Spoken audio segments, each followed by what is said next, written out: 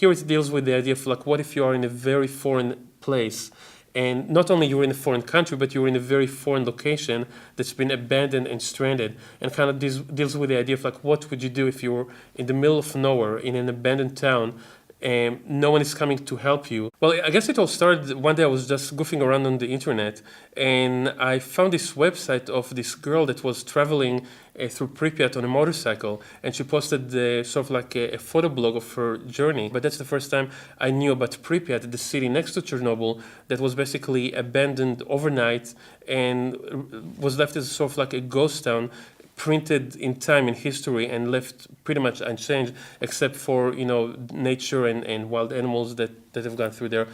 And I just thought it was extremely fascinating, very sad, and also could be the perfect setting for a very creepy horror movie. The authenticity of the look of the place was very important for us, because the city of Pripyat is almost like a character on its own, as well as the Chernobyl reactor. So it was very important for us to make sure that we can really recreate the look and feel of being in an abandoned city. Chernobyl was a nuclear power plant in Ukraine that back then was part of the Soviet Union.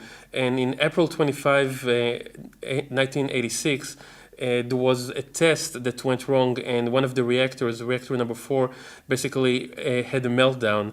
And it was a huge disaster. There was a mushroom cloud full of radiation that flew, basically, drifted over Europe. And it was a huge disaster. I think it was the biggest nuclear disaster ever.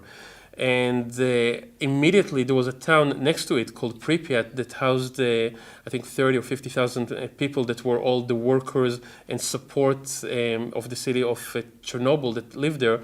And they had to be evacuated overnight. So they didn't even have time to take any of their belongings. So you have this city that was totally abandoned. And if you go into apartments, you can find people's personal items, their clothes, their photographs. They just never had a chance to take any of that. And unfortunately, many of them didn't get out in time and are, suffering the effects of radiation for the rest of their lives. Extreme tourism in general is the kind of tourism for the people who don't just want to go to museums and look at the countryside from a bus. They want to really get the adrenaline rush and even risk their lives doing crazy things. Those are the people who would go paragliding and swimming with sharks and do the kind of things off the beaten path that 99% of the population would be very happy to never have to do. But there are a few people that really go for the thrills. And in Ukraine, one of the more exciting things that you can do is go on a tour to Pripyat. It has to be an organized tour. Not anyone can just drive there. It has to be part of sort of like a licensed tour company. But a lot of people have been doing that recently. And what you do is you go with a guide. They'll drive you there. You get to walk around for a couple of hours in Pripyat. They know sort of like the safe areas where you can go. They have a Geiger counter to make sure that you don't go into an area that's got a high level of radiation. And a lot of people have been doing that over the years. They have a few problems. First of all, they're stranded. They have no way of getting out of there. They know it's not safe to be there for long periods of time because of the radiation, so that's another concern. And they realize that something has tampered with a van. They hear noises in the middle of the night. It's not a found footage movie, but it sort of like has a feel like it may be a documentary, sort of like early Paul Greengrass films or Traffic, The Wrestler, Children of Men, those kind of movies. And he totally got it and was totally on board with its style.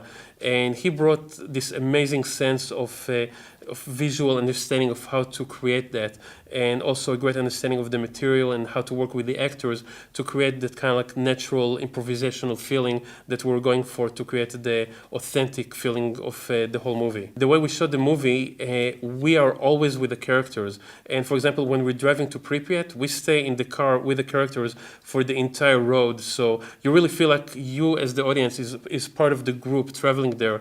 And we never see anything that we're not supposed to see. If there's something happening somewhere far off, we're never going to see that. We only know and see what the characters know and see. So we feel like we're much more part of them and we're part of the trip. Well, I hope that, first of all, the audience will find the movie very scary, and I hope, it's really going to frighten a lot of people. But I also think that many people will appreciate the way that it's shot in a very unique way, that it feels not like a typical horror movie, but it feels almost like a horror documentary, if that makes any sense.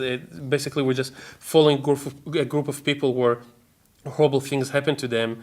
And the way the movie is shot is actually very authentic in the way of the camera movements and the acting. So I hope people will find the movie very unique and very scary.